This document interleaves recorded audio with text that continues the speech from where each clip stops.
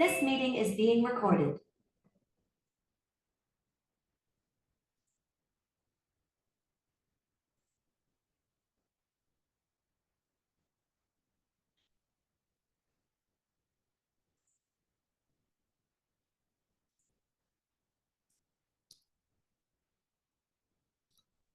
Última clase del capítulo de neoplasias. Empezamos esta clase con mecanismos tumorales de evasión del sistema inmunitario. Todos sabemos que los tumores tienen que librarse del ataque del sistema inmunitario, porque el sistema inmunitario va a tratar de destruir a las células tumorales. Hay varios mecanismos, por ejemplo, eliminación de clones inmunógenos y el crecimiento selectivo de variantes pobres en antígenos. Eso es parte de la progresión tumoral. Conforme el tumor se va convirtiendo en un tumor de mayor agresividad biológica, puede evadir con mayor eficiencia al sistema inmunológico y este es uno de los mecanismos. Hay otro mecanismo. Mutaciones o deleciones de genes que codifican proteínas MHC de la clase 1. Sabemos que los linfocitos T CD8 reconocen antígenos tumorales o virales presentados por las células tumorales, pero estos antígenos tienen que ser presentados sobre este tipo de moléculas, MHC de la clase 1. Si estas moléculas no están presentes en la membrana de la célula tumoral, no podrá presentar antígenos de ningún tipo a los linfocitos de CD8. Es un mecanismo de evasión del ataque del sistema inmunológico. La expresión de MHC de la clase 1 está regulada negativamente en tumores. Por lo tanto, no se puede estimular a CD8 para reconocimiento de antígenos tumorales. O sea, MHC de la clase 1 puede estar en cantidades muy bajas o simplemente no estar presente. Ya hemos dicho de lesión de genes que codifican MHC de la clase 1. Los antígenos de superficie de la célula tumoral se ocultan del sistema inmunitario a través del glucocálix. Esto se llama enmascaramiento del antígeno. O sea, el antígeno se cubre de carbohidratos. Por lo tanto, no está a la vista del sistema inmunológico. Los tumores pueden activar el sistema de coagulación y rodearse de fibrina. Este es otro método de enmascaramiento del antígeno. Las células tumorales pueden sintetizar sustancias inmunosupresoras. Ejemplo, factor transformante de crecimiento beta, interleuquina 10 y galectina. Entonces, repito, son 3 ejemplos de proteínas inmunosupresoras secretadas por las células tumorales. Es raro que los tumores expresen MHC de la clase 2, por lo que no estimulan linfocitos de CD4. Es raro que los tumores expresen coestimuladores, tales como B7-1 y B7-2, por lo que al estimular al linfocito T pueden llevarlo a la anergia o a la apoptosis. Para que haya una presentación adecuada de antígenos tumorales al linfocito T, no solo de antígenos tumorales, de antígenos en general. La célula presentadora de antígenos presenta el antígeno al linfocito T.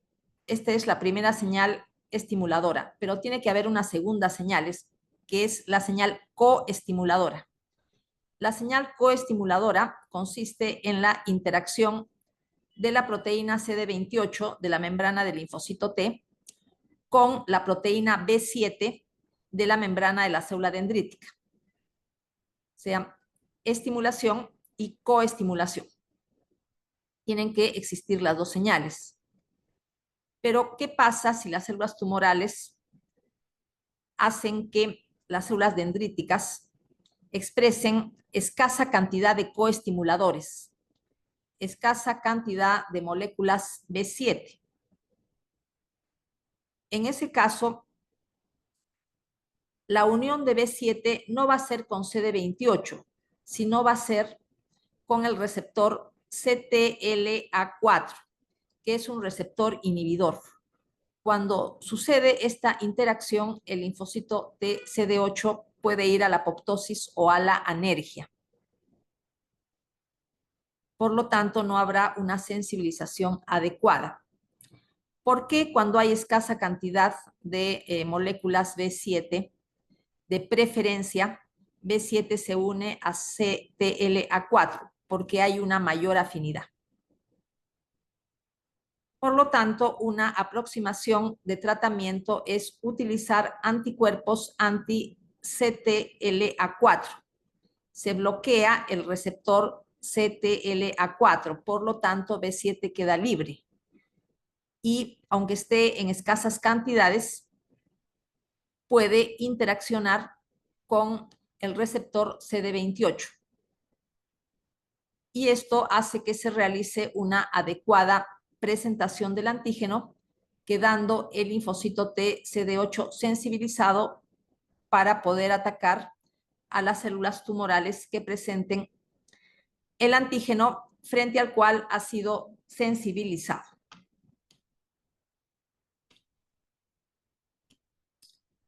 Las células tumorales elevan la expresión de PDL1 y PDL2 en su membrana. Estos ligandos actúan sobre receptores PD1 de linfocitos T.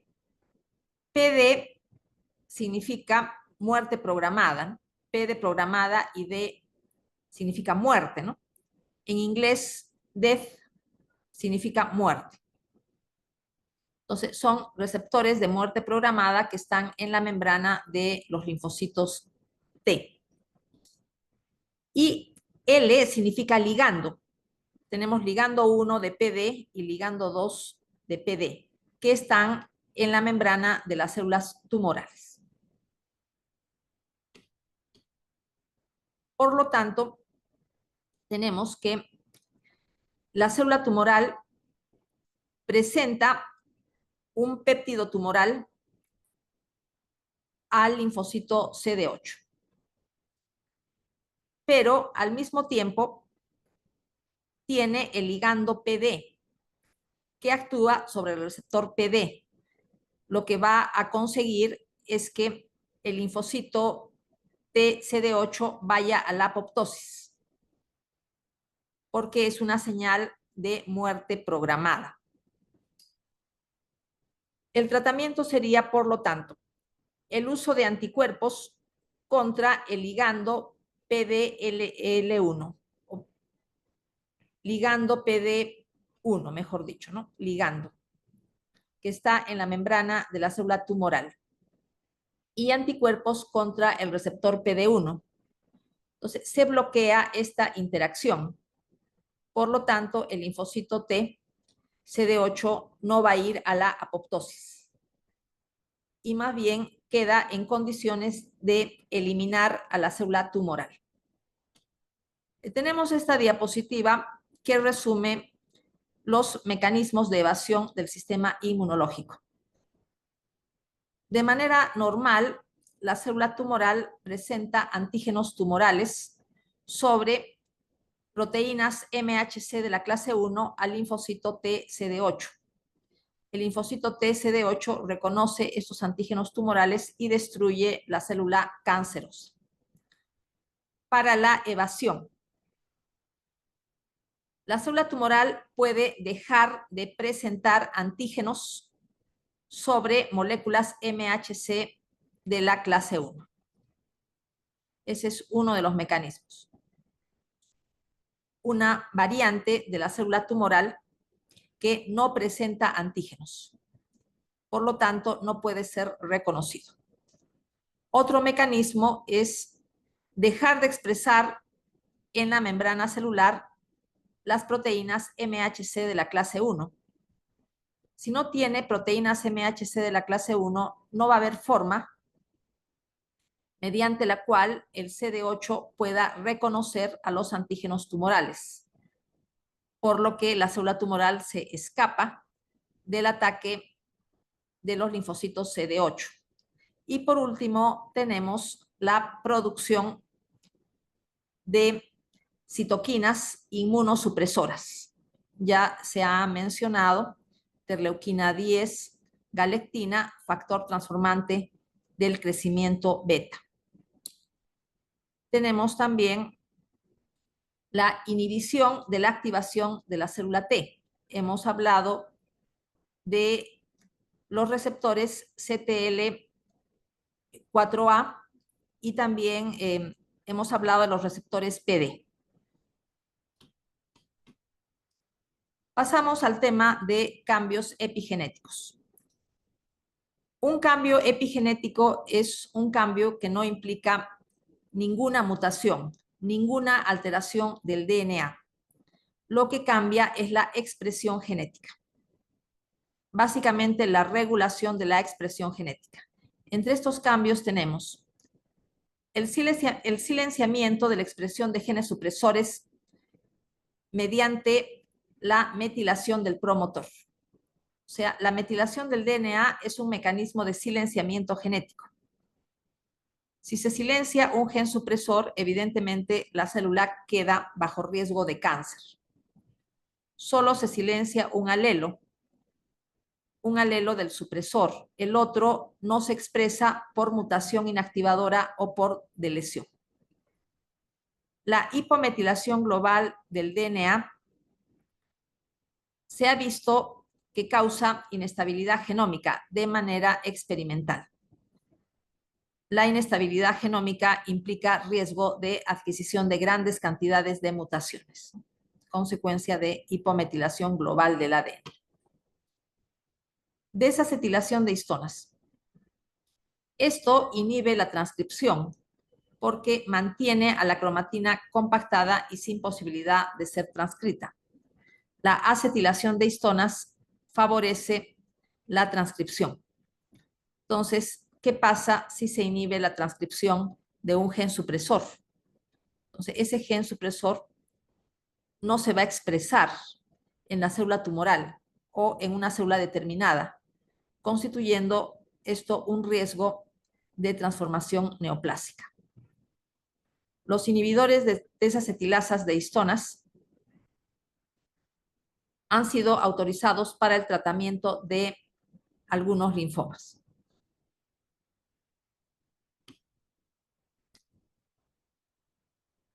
RNAs no codificantes y cáncer.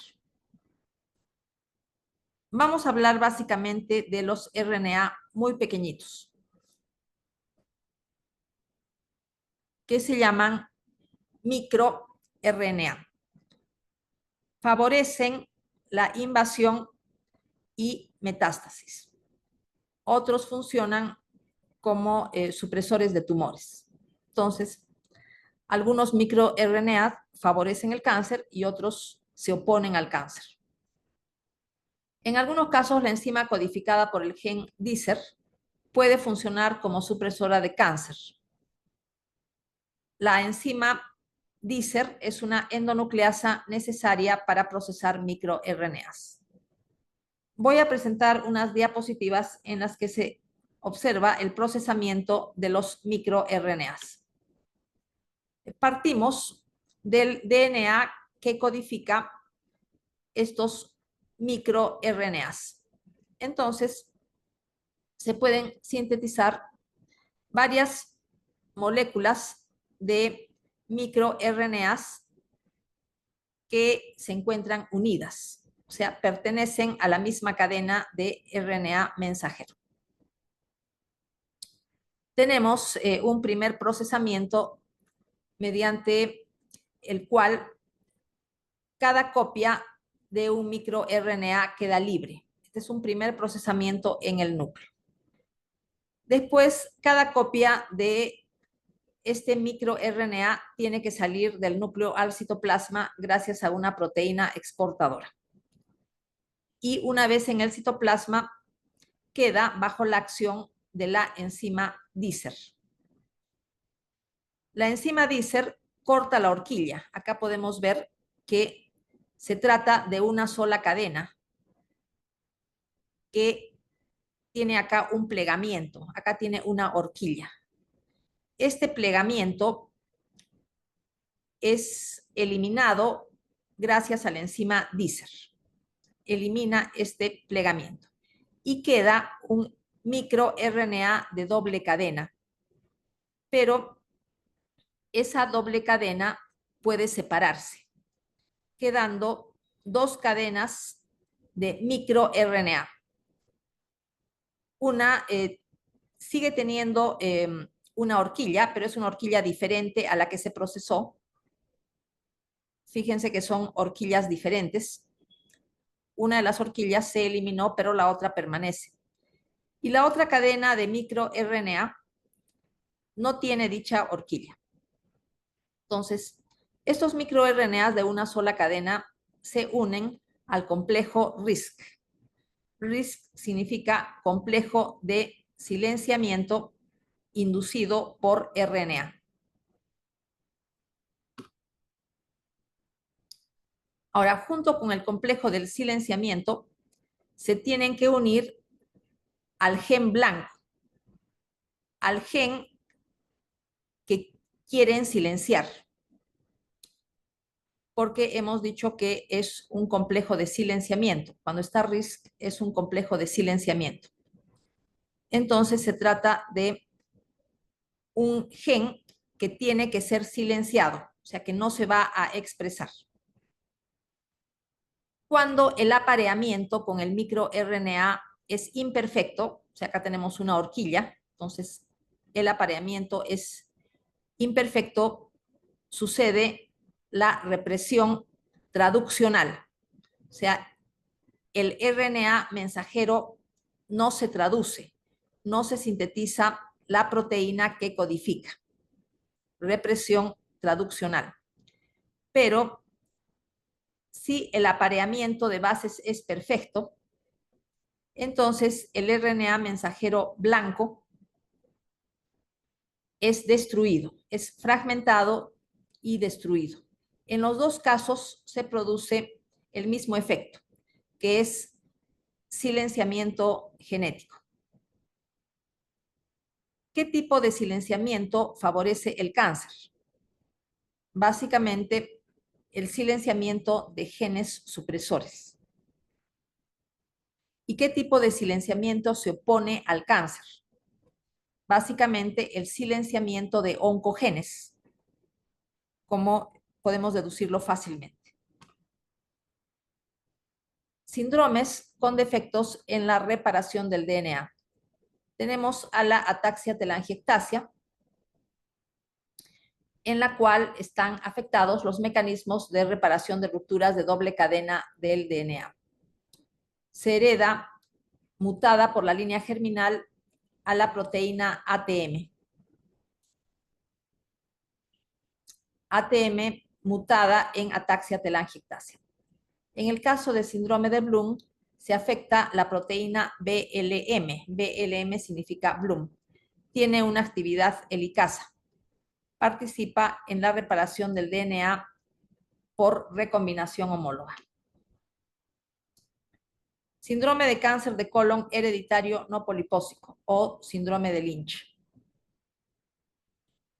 Tiene este nombre para diferenciarlo de la poliposis colónica adenomatosa o poliposis familiar. Las neoplasias no se originan en adenomas y son frecuentes en ciego y colon ascendente. En el caso de la poliposis colónica adenomatosa, el cáncer se origina en adenomas. En el cáncer esporádico, la ubicación más frecuente es el recto sigmoides.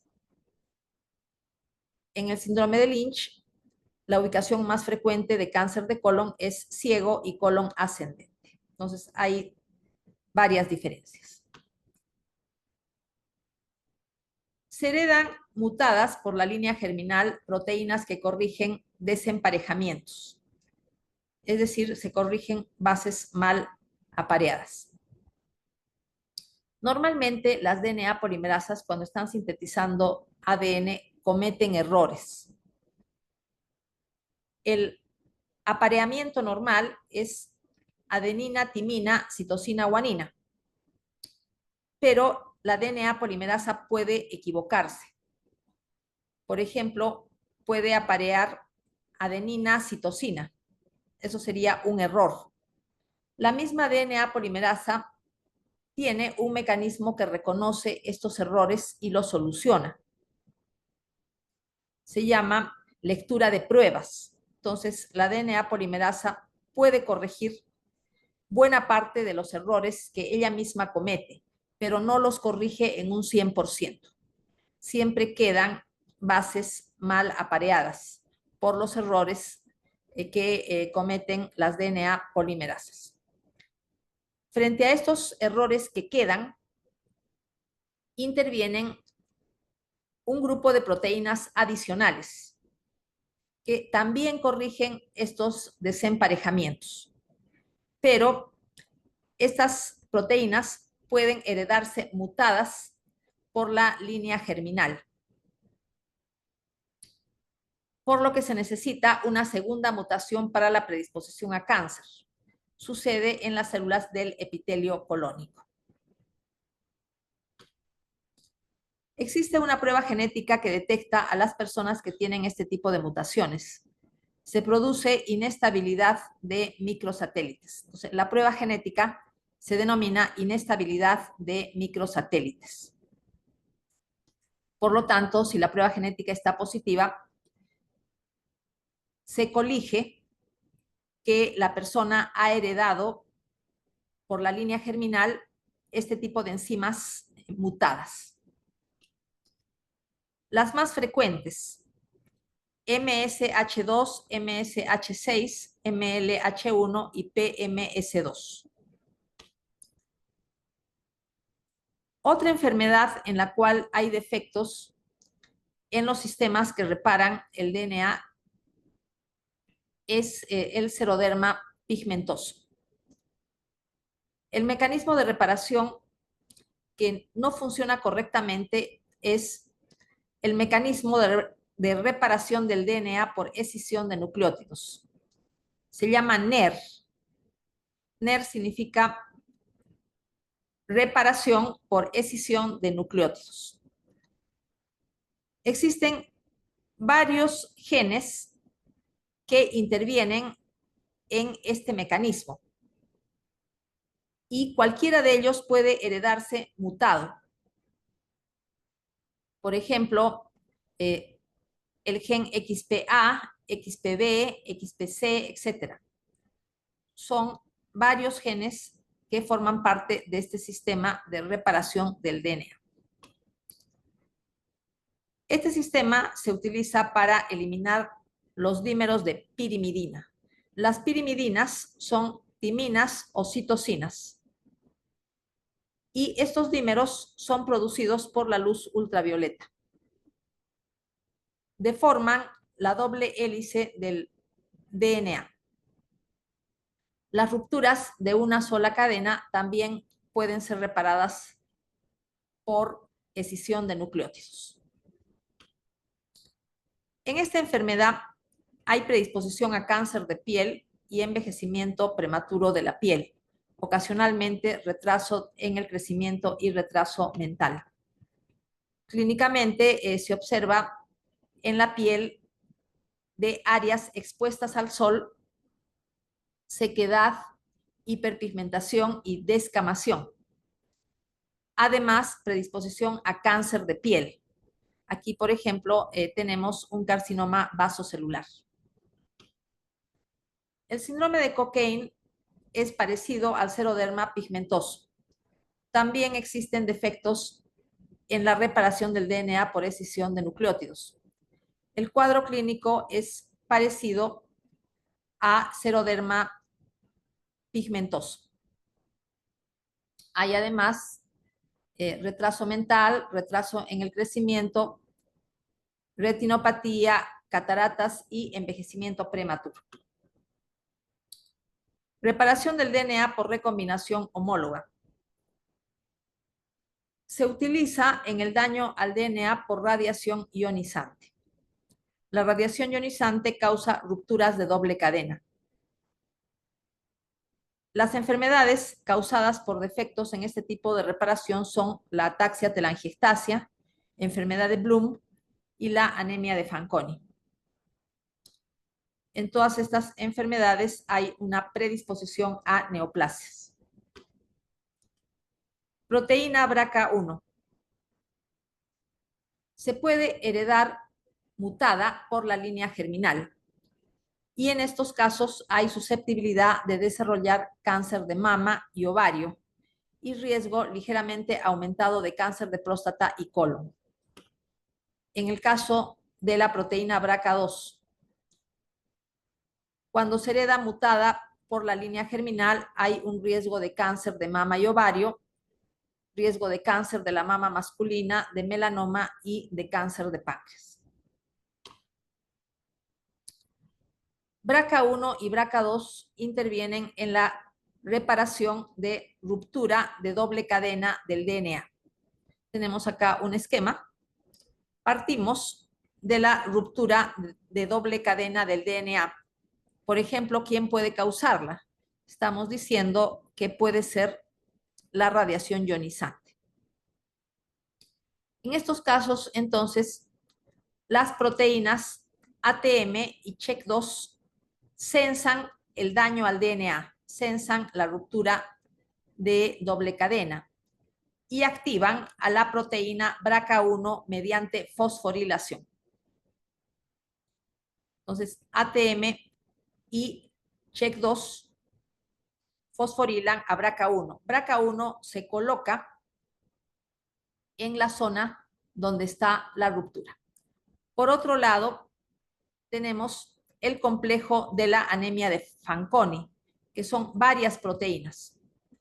Y el complejo ubiquitila, ubiquitilar significa añadirle una molécula de ubiquitina. Entonces, este complejo ubiquitila al componente D2, que también forma parte de este complejo de la anemia de Fanconi. La D2 ubiquitilada se colocaliza con BRCA1, o sea, se une a BRCA1 en la zona donde está la ruptura de doble cadena. Además, se añaden otras proteínas como BRCA2 y RAT51 para proceder a la reparación de la ruptura de doble cadena del DNA. Por lo tanto, BRCA1 y BRCA2 son proteínas que intervienen en la reparación del DNA, básicamente rupturas de doble cadena. Las proteínas que reparan el DNA se comportan como supresores de tumores. Su alteración favorece la inestabilidad genómica, lo que se llama fenotipo mutador. Actúan como recesivos. Ambos alelos deben estar mutados para causar la predisposición a cáncer. Sin embargo, tenemos que tener en cuenta que algunos genes recesivos son haploinsuficientes. Ya expliqué qué significaba haploinsuficiencia. Telómeros y cáncer. Las células neoplásicas reactivan la telomerasa, por lo que tienen un potencial replicativo ilimitado. Evitan las crisis mitóticas por persistencia de mitosis con telómeros en nivel crítico y la senescencia celular. La telomerasa es una de las características de las células madre cancerosas. Vemos acá una diapositiva con la patogénesis molecular de la leucemia promielocítica aguda y la respuesta al tratamiento. Nosotros partimos del receptor de retinoides alfa. receptor de retinoides alfa, que se une al receptor X de retinoides. Se une al receptor X de retinoides. Cuando no están unidos los retinoides, o sea, básicamente la vitamina A, cuando no están unidos los retinoides, está unido un represor transcripcional. Y este represor bloquea las proteínas necesarias para que las células de la médula ósea, básicamente los glóbulos blancos, se diferencien hacia glóbulos blancos maduros, básicamente polimorfonucleares maduros. Entonces acá no habría maduración de los polimorfos nucleares. Sin embargo, cuando los retinoides, básicamente la vitamina A, se une al receptor alfa de retinoides, entonces se supera el bloqueo del represor. Sale el represor y se une un activador. Entonces se activa la transcripción de genes importantes para que maduren los polimorfonucleares y esto es lo normal. ¿Qué pasa en la leucemia promielocítica aguda? Hay una translocación que se llama translocación 15-17 y el receptor alfa del ácido retinoico o receptor alfa de retinoides se une a la proteína PML. PML viene de leucemia promielocítica. La translocación crea una proteína de fusión. Sigue unido el receptor X de retinoides.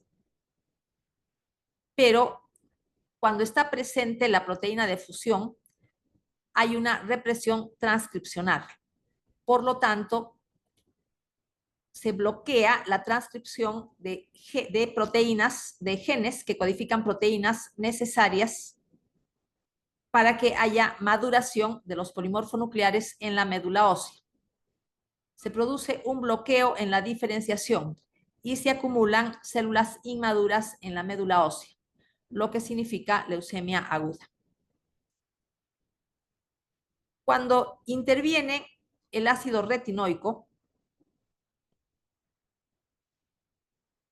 es incapaz de superar el bloqueo de la transcripción. Sin embargo, si se da otro medicamento que se llama ATRA, que significa ácido todo transretinoico, se logra superar el bloqueo de la transcripción. Solamente con ATRA, ácido todo transretinoico, se logra superar el bloqueo de la transcripción. Por lo tanto, se transcriben genes necesarios para que se produzca maduración de los polimorfonucleares, lo que significa mejoría de la leucemia. Esta es una forma de tratamiento aceptada que se usa y tiene buenos resultados. Vamos a ver esta otra diapositiva que nos muestra un modelo molecular de la evolución del cáncer colorectal a través de la secuencia adenoma-carcinoma. En esta secuencia, el primer gen alterado es el gen APC, que está en el cromosoma 5, brazo largo, región 21. Sabemos que este es un gen supresor. Sabemos que este es un gen que interviene en la vía proliferativa WNT beta-catenina. Se puede heredar mutado por la línea germinal en la poliposis adenomatosa colónica, que vendría a ser el primer golpe. Sin embargo, es necesario que la célula sufra dos golpes. El primer golpe se hereda, el segundo golpe se adquiere por mutación somática. Los dos golpes, sin embargo, podrían ser adquiridos en el caso del cáncer de colon esporádico que procede de adenomas. Entonces, tenemos un segundo golpe El primer golpe puede heredarse, el segundo golpe puede ser consecuencia de la metilación del gen, o las dos alteraciones pueden ser adquiridas. Una puede ser metilación anormal del gen, metilación del promotor, y la otra puede ser una delesión o una mutación inactivadora. Pero lo primero que sucede son los dos golpes al gen APC.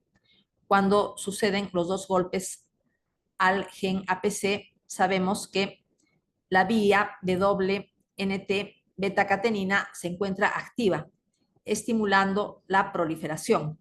Sin embargo, para que suceda una conversión a carcinoma, tienen que haber mutaciones adicionales. Tenemos, por ejemplo, la mutación de un oncogen, que es el KRAS. Este oncogen va a enviar señales proliferativas constantes. Pero si P53 funciona bien, lo que va a haber es una senescencia inducida por oncogenes y no va a haber una progresión a cáncer. Ya hemos visto la forma mediante la cual P53 conduce a las células a la senescencia. Mencionaba que aumentaban en demasía la concentración de inhibidores del ciclo celular. Sin embargo, podría haber una mutación inactivadora de P53 que se añade a la mutación activadora de KRAS y a las mutaciones anteriores. También pueden añadirse mutaciones de otros supresores, como SMAD2 y SMAD4.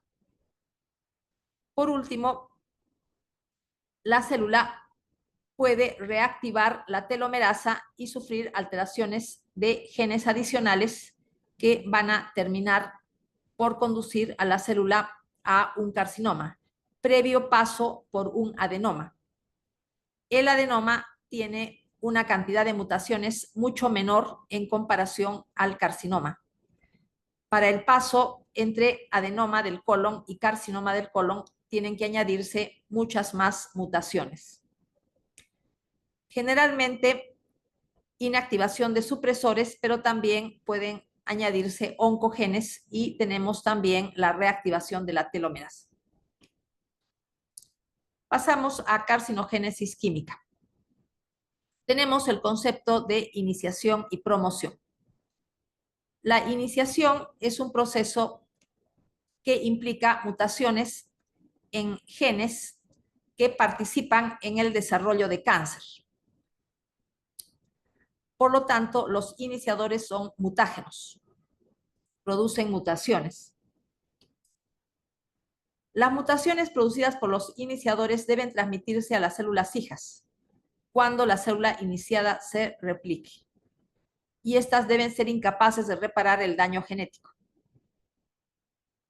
La célula tiene que experimentar mutaciones relacionadas con cáncer, tiene que mantener su capacidad de experimentar mitosis y no debe reparar ese daño genético. Además, sabemos que ese daño genético no puede ser letal, si no, no se produciría el cáncer.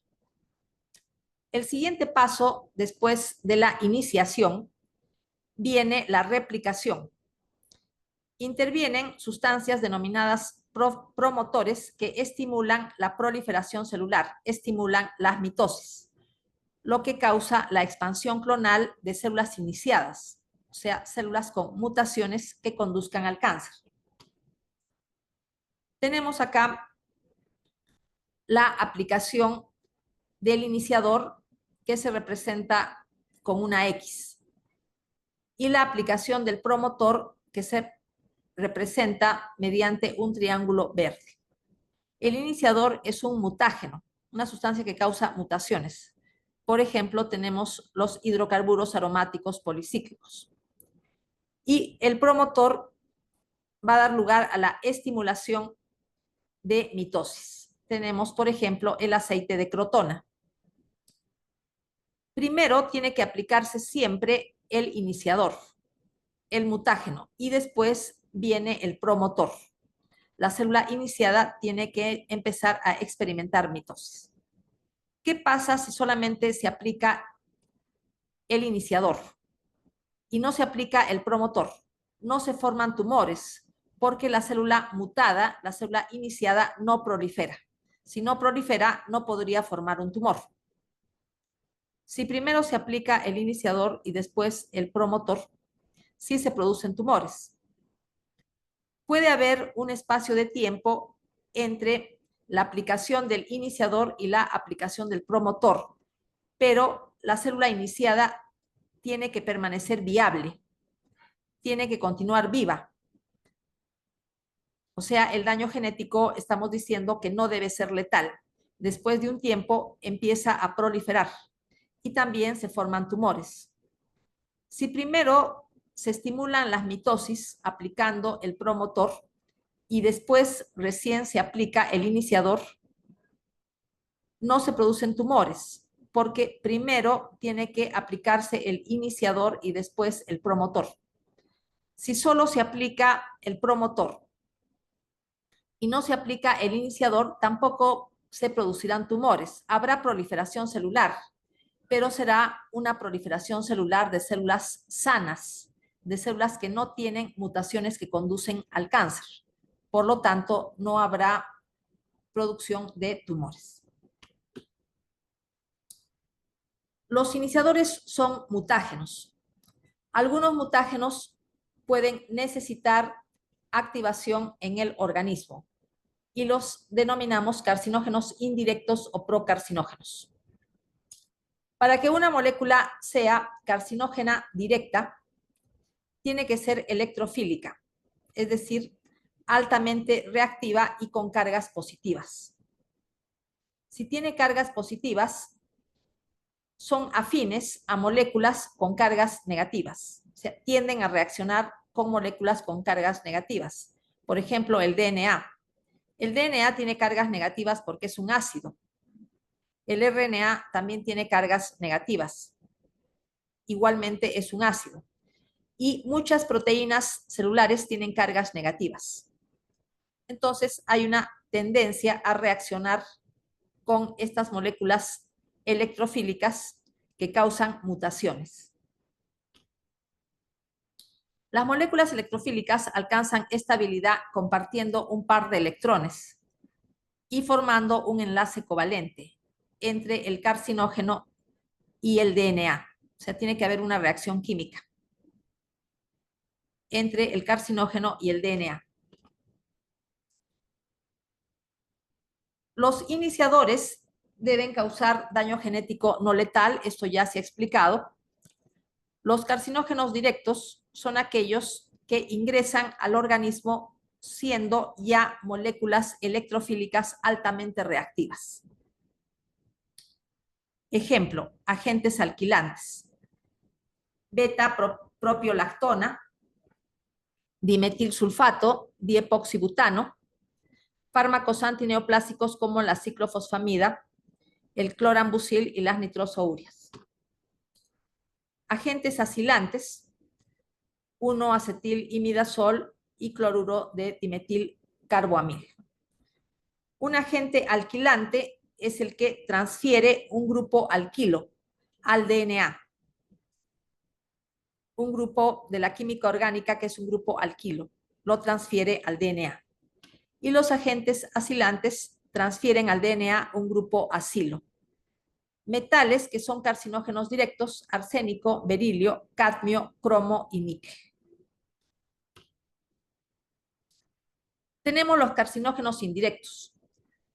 Son aquellos que cuando ingresan al organismo no son moléculas electrofílicas altamente reactivas, sino son moléculas neutras. Para convertirse en moléculas electrofílicas altamente reactivas, requieren activación metabólica en el organismo del huésped. Nuestro metabolismo las convierte en moléculas electrofílicas altamente reactivas, es decir, en carcinógenos directos. Para la activación de carcinógenos indirectos, contamos con el sistema de oxidasas de función mixta. monooxidasas dependientes del citocromo P450. Este sistema está encargado del metabolismo y detoxificación de xenobióticos, pero también se encarga de activar carcinógenos indirectos. Este sistema enzimático se ubica en la membrana del retículo endoplasmático liso. Y estas enzimas son abundantes en el hepatocito. Sabemos que el hepatocito es el órgano detoxificador por excelencia de nuestro organismo. Las enzimas citocromo P450 son proteínas que se parecen a la hemoglobina porque tienen el grupo M. Los citocromos, como ustedes recuerdan por bioquímica, tienen también el grupo M. Además de citocromo P450, el sistema tiene una flavoproteína, NADPH, citocromo P450, reductasa y fosfolípidos, que proporcionan el medio adecuado para que ocurra la reacción. Metabolizan xenobióticos, intervienen en la biosíntesis de ácidos grasos, hormonas esteroideas, prostaglandinas, etcétera, y de paso activan carcinógenos indirectos y los convierten en carcinógenos directos, listos para reaccionar con el DNA.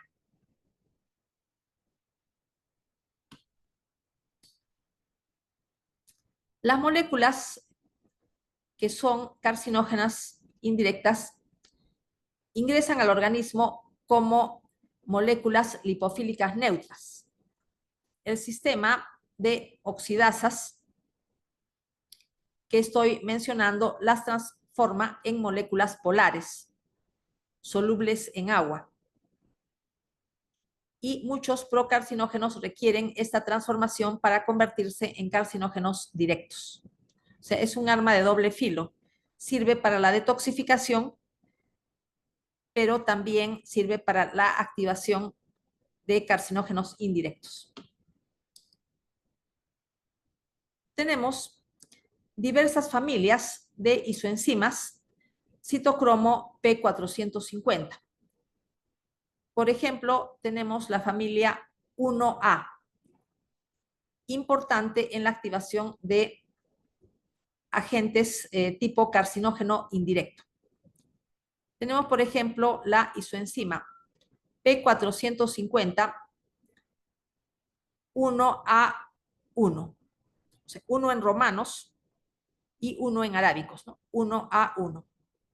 Activa hidrocarburos policíclicos aromáticos que se encuentran en el humo del cigarro y alimentos ahumados. Tenemos la isoenzima 1A2, que activa aminas aromáticas, nitrosaminas, amidas, aflatoxina B1 y colorantes azoicos.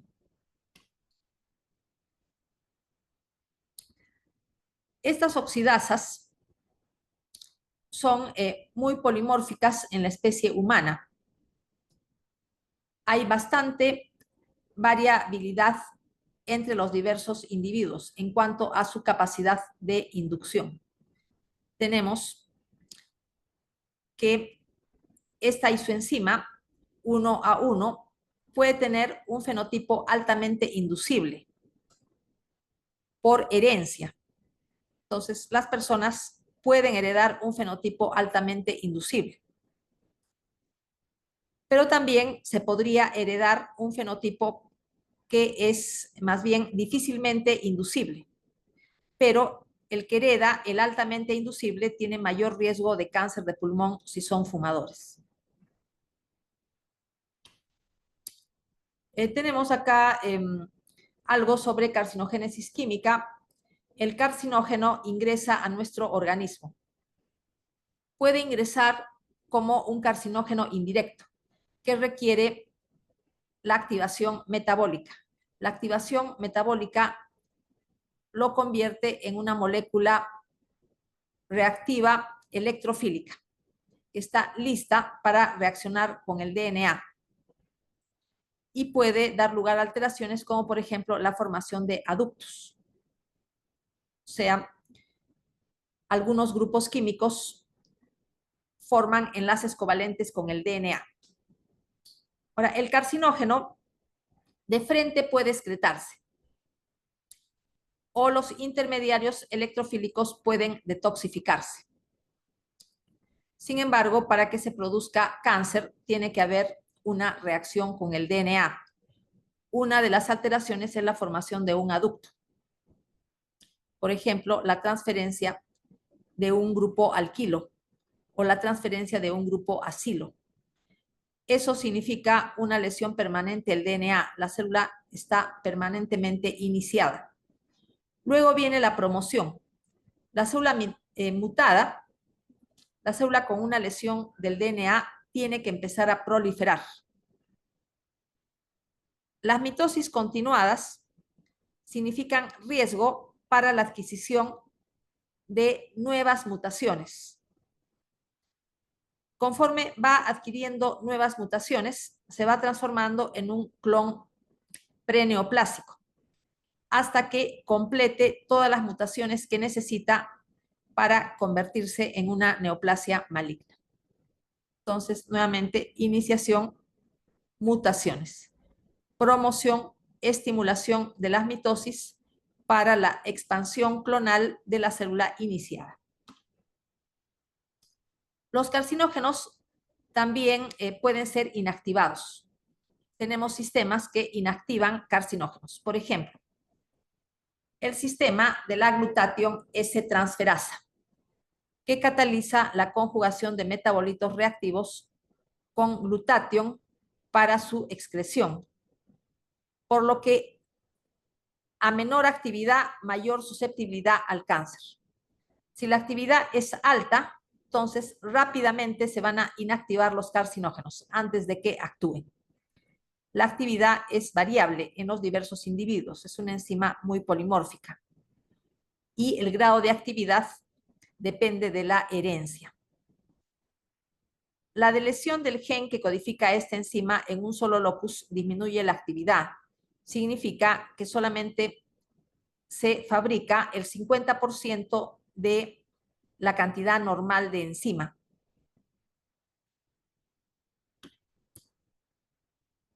Los promotores no son mutágenos. Estimulan la proliferación celular, expansión clonal de la célula ya iniciada. Ejemplo, ésteres de formol, hormonas y fenoles. Ya hemos visto que los promotores estimulan las mitosis. Ejemplos de carcinógenos indirectos que requieren activación: hidrocarburos aromáticos policíclicos y heterocíclicos, tales como el benzantraceno, benzapireno, dibenzantraceno, metilcolantreno, etc.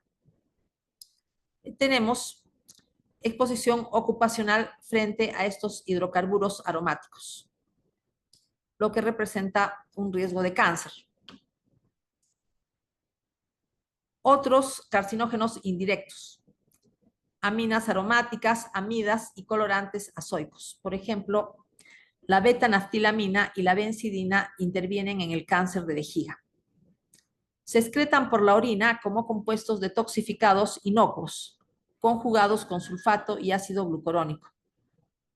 ¿Por qué entonces causan cáncer en la vejiga? Estamos diciendo que llegan a la vejiga detoxificados mediante conjugación. El problema en la vejiga es que existe la glucuronidasa urinaria que está en la mucosa de la vejiga y la glucuronidasa desconjuga a estas aminas aromáticas. Entonces, estas aminas aromáticas dejan de estar detoxificadas porque se detoxificaron al conjugarse con sulfato y ácido glucurónico.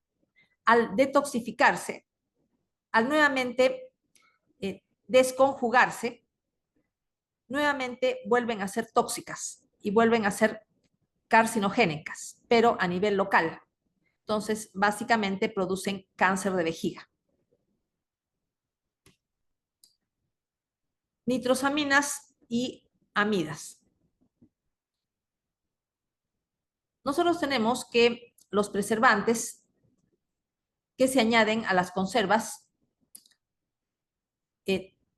tienen nitratos y se convierten a nitritos en el estómago por acción bacteriana y también reaccionan con aminas secundarias y terciarias que ingresan por el tubo digestivo en la forma de fármacos, agroquímicos y alimentos, formando nitrosaminas. Esta reacción es óptima a pH bajo, tal como lo que sucede en el estómago. Entonces tenemos acá otros carcinógenos químicos que vienen como preservantes en las conservas. Las aflatoxinas son carcinógenos hepáticos, productos naturales del hongo Aspergillus flavus. La aflatoxina B1 se metaboliza hacia un epóxido. Este epóxido puede unirse al DNA y actuar como carcinógeno, pero también puede toxificarse. El asbesto también es un carcinógeno, igual que el cloruro de vinilo. En estos dos casos hay una exposición ocupacional. El cloruro de vinilo se usa en la fabricación de cloruro de polivinilo en la industria de plásticos. Otros carcinógenos se encuentran presentes en pesticidas e insecticidas. Carcinogénesis por radiación.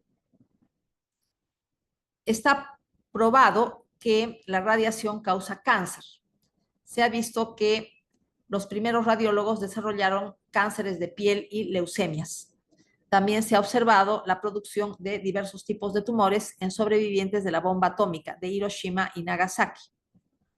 Tenemos tumores en personas que se expusieron accidentalmente a radiación por pruebas con armas atómicas y en trabajadores que limpiaron residuos de accidentes nucleares, como los accidentes de Chernobyl y el accidente nuclear de Fukushima.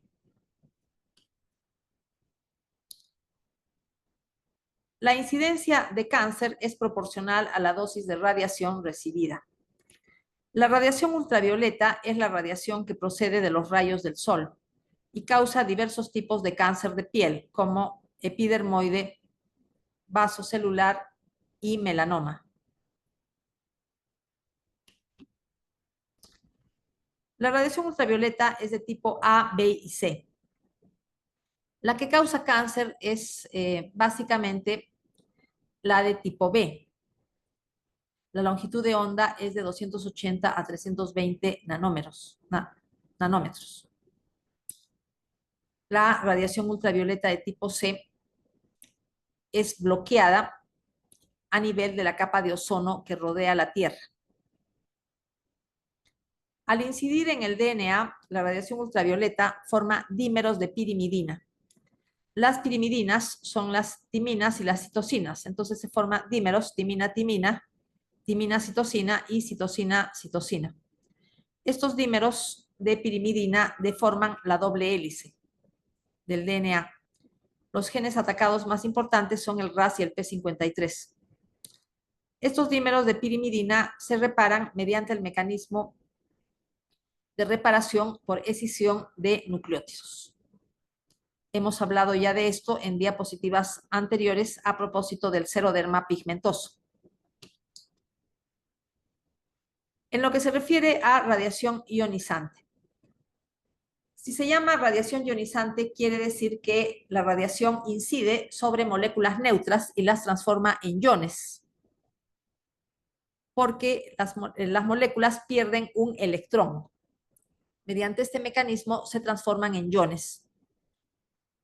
Al incidir sobre agua, se forman radicales libres derivados del oxígeno, que pueden dañar el DNA, por ejemplo, producir rupturas de doble cadena. Tenemos la radiación ionizante electromagnética, constituida por rayos gamma, rayos X, y la radiación ionizante particulada, constituida por electrones, protones, neutrones y partículas alfa. Pasamos a carcinogénesis por virus. Tenemos el virus del papiloma humano, ¿no? Papiloma virus humano. Es un virus DNA de doble cadena. Tiene dos tipos de genes, los genes E, que son genes de expresión temprana. E viene de early, que significa temprano en inglés, y los genes de expresión tardía, que se llaman genes L. L viene de late, que significa tarde en inglés. Los productos de los genes E6 y E7 alteran genes supresores muy importantes. La proteína codificada por el gen E6 del papilomavirus humano causa degradación de P53 vía ubiquitina proteasoma, dejando a la célula desprotegida frente al daño genético. Por otro lado, activa telomerasa y activa a genes que suprimen la apoptosis. Tenemos acá un gráfico sobre la importancia de la proteína E6. Conduce a P53 a la degradación y reactiva la telomerasa. El gen E7 libera a la familia de factores de transcripción E2F de su unión al RB. Esto ya lo hemos visto. Y los deja libres para estimular la progresión de la célula a lo largo del ciclo celular. También inactiva P21 y P27, que son inhibidores de CDK. Entonces tenemos acá que inactiva RB, por lo que queda libre, por lo que deja libre a la familia de factores de transcripción E2F para estimular la transcripción de proteínas necesarias para que la célula progrese a lo largo del ciclo celular. También bloquean la síntesis de inhibidores del ciclo celular como P21. La capacidad oncogénica varía según el tipo de PBH. Algunos genotipos producen tumores benignos y se les dice cepa de bajo riesgo, tales como el genotipo 6 y el genotipo 11. Mantienen el DNA en forma episomal, o sea, un segmento de DNA circular que está en el citoplasma. Pero hay otros genotipos que se denominan genotipos de alto riesgo, que sí están ligados al cáncer. Por ejemplo, los genotipos 16, 18, 31, 33 y 35. En estos casos, que sí se produce cáncer, el DNA está integrado en el genoma humano, o sea, se inserta en algún cromosoma de nuestro genoma. Carcinogénesis por el virus de Epstein-Barr. El virus de Epstein-Barr es un tipo de virus herpes, virus DNA. Infecta al 90% de la población mundial de forma asintomática o causando mononucleosis infecciosa. Infecta y vive latente en linfocitos B, pero raramente causa cáncer debido a la inmunovigilancia normal frente a los tumores. Vamos a ver aquí algo sobre el virus de Epstein-Barr. ¿Cómo ingresa el virus de Epstein-Barr al linfocito B? Porque este virus infecta linfocitos B. Existen moléculas normales en la membrana del linfocito B, tales como la molécula CD21. La molécula CD21 es una molécula que es un receptor del complemento que es utilizada por el virus de Epstein-Barr para penetrar en el linfocito B e infectar. Una vez que el linfocito B está infectado, el virus de Epstein-Barr estimula la proliferación policlonal de los linfocitos B. Sin embargo, Las células infectadas presentan antígenos del virus de Epstein-Barr mediante MHC de la clase 1 a linfocitos T citotóxicos, que reconocen que los linfocitos B están infectados por virus y los destruyen. Sin embargo, no destruyen la totalidad de linfocitos B infectados. Algunas células infectadas permanecen en forma latente. Pero en algún momento en el cual la inmunovigilancia deja de ser menos eficiente, nuevamente vuelven a proliferar. Y esta proliferación los coloca en riesgo de adquirir toda una gama de mutaciones. Algunas de estas mutaciones son, por ejemplo, la translocación 814, que ya la hemos explicado como causante del linfoma de Burkitt, que coloca el gen MYC al costado del gen de la cadena pesada de inmunoglobulinas, produciéndose grandes cantidades de la proteína MYC. Eso ya lo hemos visto. Entonces, estos linfocitos infectados, al estar en proliferación constante, debido a que han escapado de la vigilancia inmunológica de los linfocitos CD8, quedan bajo riesgo de experimentar una serie de mutaciones que pueden terminar en cáncer. Entre las neoplasias asociadas a este virus se encuentra el linfoma de Burkitt, que es endémico en África ecuatorial. Es la primera causa de cáncer en niños. La presencia de malaria crónica se considera un cofactor para desarrollar linfoma. Otras neoplasias causadas por este virus: linfomas B en inmunosuprimidos, algunos casos de linfoma de Hodgkin y carcinoma nasofaríngeo. Otras neoplasias causadas por este virus. Proteínas del virus de Epstein-Barr con potencial oncogénico. LMP1 significa proteína latente de membrana 1. Se comporta como una proteína CD40 constitutivamente activada. La proteína CD40 es una proteína normal de la membrana del linfocito B y mediante esta proteína recibe señales de proliferación del linfocito T CD4. Entonces, la presencia de la proteína latente de membrana en la membrana del linfocito B va a contribuir con la proliferación exagerada que va a conducir al cáncer. Proliferación exagerada de linfocitos B. Tenemos también la proteína EPNA2, que significa antígeno nuclear del virus de Epstein-Barr. Activa protooncogenes tales como la ciclina D y genes de la familia SCR.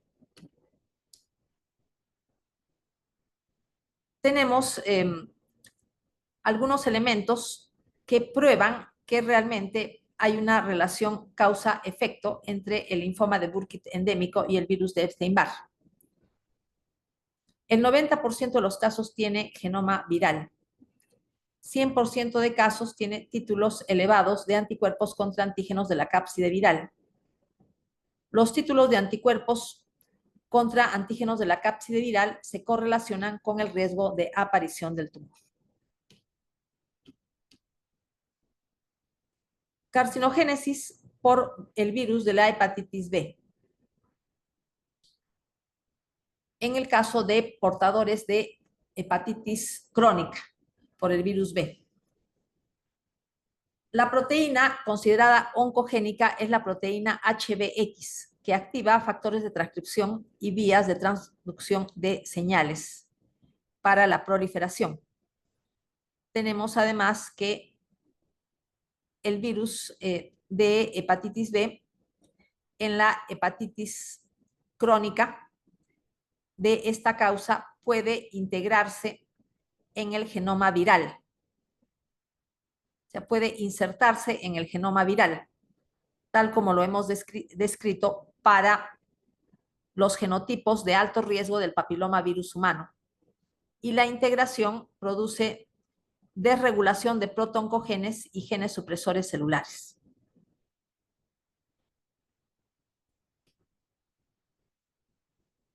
Existe también un tercer mecanismo de producción de cáncer. Hemos visto un primer mecanismo mediante la proteína HBX. Un segundo mecanismo es la integración del genoma viral en nuestros cromosomas. Un tercer mecanismo es el causado por la inflamación crónica. La inflamación crónica de la hepatitis crónica por el virus B. Existe un proceso proliferativo constante de hepatocitos, porque la hepatitis crónica por este virus destruye de manera continua hepatocitos en cantidades bajas, pero los destruye. Como proceso reactivo hay una proliferación de hepatocitos para reemplazar los hepatocitos muertos. Y esta proliferación para reemplazar hepatocitos muertos significa mitosis constantes, lo que significa riesgo de adquisición de mutaciones que puedan conducir a estas células al cáncer. También tenemos el cuarto mecanismo. Las células inflamatorias, como polimorfonucleares y macrófagos, producen radicales libres derivados del oxígeno que son genotóxicos. Causan daño al DNA. Tenemos carcinogénesis por el virus de la leucemia linfoma de células T del adulto. Este virus es RNA y es endémico en ciertas áreas, como por ejemplo las islas del sur del Japón, Taiwán, Caribe, África Central, Colombia.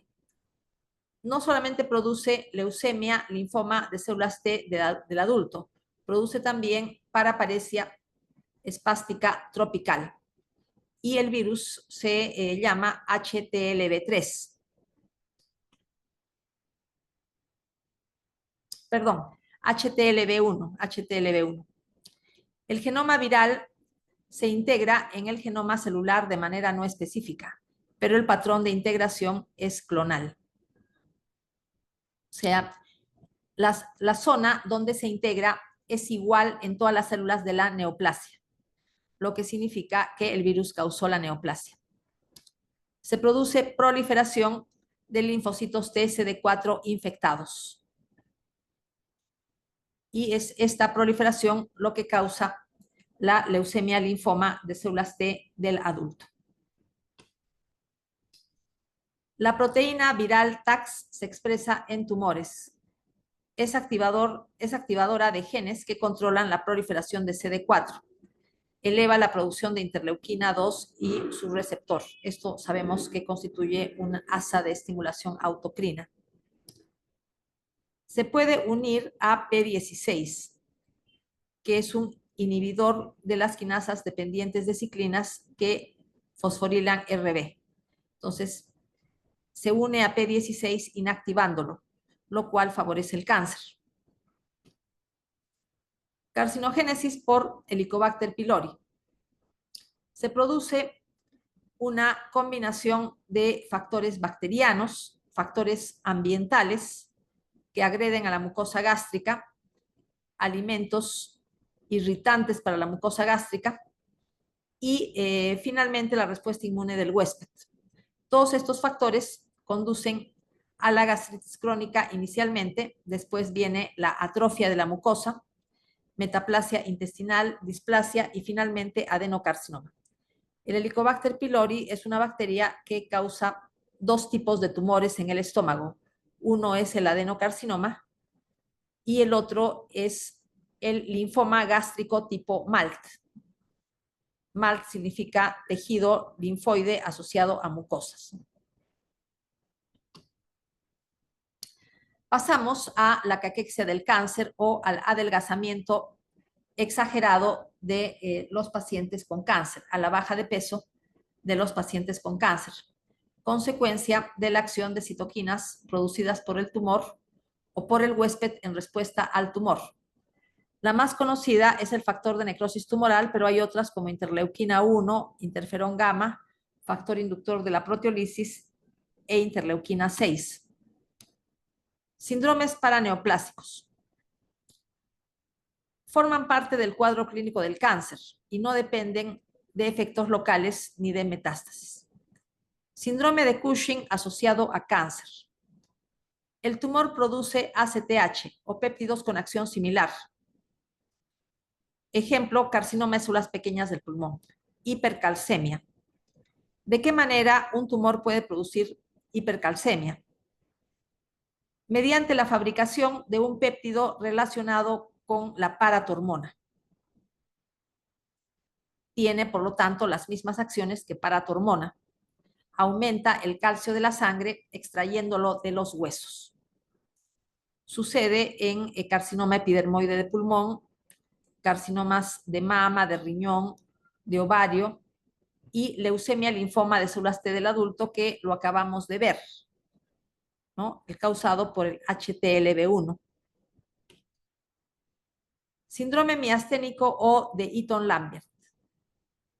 Existe una debilidad muscular. Se forman anticuerpos contra antígenos tumorales, pero esos anticuerpos reaccionan de manera cruzada con antígenos neuronales. Se observa en el carcinoma de pulmón. La producción de polimiositis como síndrome paraneoplásico se observa en el carcinoma de pulmón y el carcinoma de mama. La hipoglucemia producida por el cáncer es consecuencia de la producción de insulina o sustancias con acción similar a la insulina. Se puede observar en insulinoma, pero también en hepatocarcinoma y en el fibrosarcoma retroperitoneal. Síndrome carcinoide. Se puede encontrar en el tumor carcinoide por la producción de un exceso de serotonina. El exceso de serotonina en cáncer causa síndrome carcinoide, pero en el caso de carcinoides del tubo digestivo, solo hay síndrome carcinoide cuando ha habido metástasis al hígado. Y también se puede ver en carcinoides que no sean del tubo digestivo, por ejemplo, carcinoides de pulmón. Policitemia. Aumento del hematocrito porque el tumor fabrica grandes cantidades de eritropoyetina. Se puede observar en el carcinoma renal, hepatocarcinoma y hemangioma cerebeloso. El tumor produce hormona antidiurética en cantidades elevadas. Se observa en el carcinoma de células pequeñas de pulmón y en neoplasias intracraneales. Acantosis nigricans. Se trata de zonas de engrosamiento de la piel, tomando esta una tonalidad oscura. Se puede ver, por ejemplo, en la nuca. Y se asume que es consecuencia de la secreción del factor de crecimiento epidérmico por parte de la célula cancerosa. Se puede observar en diversos carcinomas. Osteoartropatía hipertrófica. Se puede observar en el carcinoma oncogénico. A veces la osteoartropatía hipertrófica se acompaña de dedos en palillo de tambor, que es el engrosamiento de la falange distal de los dedos. Pero la osteoartropatía hipertrófica consiste en proliferación a nivel del periósteo. Esta proliferación a nivel del periósteo se observa básicamente en las falanges de los dedos. Síndrome de Trousseau, tromboflebitis migratoria. Hay un estado de hipercoagulabilidad debido a que los carcinomas productores de mucina hacen que estas sustancias pasen a la sangre y estimulen la coagulación. La endocarditis trombótica no bacteriana también es consecuencia de un estado de hipercoagulabilidad producido por el tumor. Coagulación intravascular diseminada. Complicación de la leucemia promielocítica aguda. Las células tumorales contienen en sus gránulos, o sea, son promielocitos, las células neoplásicas son promielocitos, tienen gránulos en su citoplasma que contienen sustancias procoagulantes. Las sustancias procoagulantes son liberadas a la sangre, causando coagulación intravascular diseminada. Graduación de los tumores. El grado de una neoplasia depende de su diferenciación. Mientras más parecida sea la neoplasia al tejido de origen, se trata de una neoplasia mejor diferenciada o de bajo grado, básicamente grado 1 y 2. A mayor anaplasia, menor diferenciación. Entonces, el grado de la neoplasia sería 3 y 4. Estadificación de los tumores. El estadio de una neoplasia depende del tamaño de la lesión primaria y de la existencia de metástasis a ganglios linfáticos y metástasis a distancia, o sea, básicamente metástasis hematógenas. Se utiliza el sistema TNM. T se refiere a las características del tumor primario. N a la presencia o ausencia de ganglios linfáticos regionales metastásicos. Y M a la presencia o ausencia de metástasis a distancia. Entonces, el sistema TNM nos da una idea de cuál es la extensión de la neoplasia. Inmunohistoquímica en el diagnóstico de cáncer. Se detectan mediante anticuerpos específicos diferentes proteínas que indican el tejido de origen. Y la reacción positiva da lugar a un color determinado, generalmente marrón, un precipitado marrón. Pero el precipitado puede tener otros colores. La reacción es positiva si en el corte histológico se halla la proteína que se investiga. Sobre inmunohistoquímica se ha tratado en las prácticas. Tenemos acá una reacción positiva por inmunohistoquímica para citoqueratina, ¿no? Se ve la coloración marrón en el citoplasma. Ello indica que la neoplasia es de origen epitelial, o sea, es indiferenciada, pero sabemos que tiene marcadores para carcinoma. Por lo tanto, se le considera un carcinoma poco diferenciado. Una neoplasia maligna indiferenciada positiva para desmina se originará en tejido muscular, estriado o liso. Entonces, se tratará de un rhabdomiosarcoma o leiomiosarcoma. Una neoplasia indiferenciada positiva para el antígeno leucocitario común y que tenga células redondeadas será un linfoma.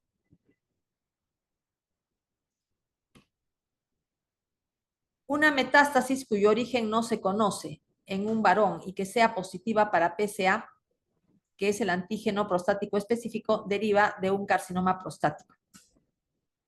Cáncer de mama positivo para CERV2 podrá ser tratado con anticuerpos específicos para este receptor. Receptor de factor de crecimiento, como ya lo hemos visto antes. Cáncer de mama positivo para receptores de estrógeno podrá ser tratado con manipulación hormonal. Por ejemplo, tamoxifen, que es un antiestrógeno. Vamos a ver ahora el conjunto de rasgos del cáncer. Generalmente las células neoplásicas tienen todas estas características al mismo tiempo. Primero, tiene que evitar la acción de genes supresores. Entonces, los genes supresores tienen que estar inactivados por traslocación, por delesión o por silenciamiento.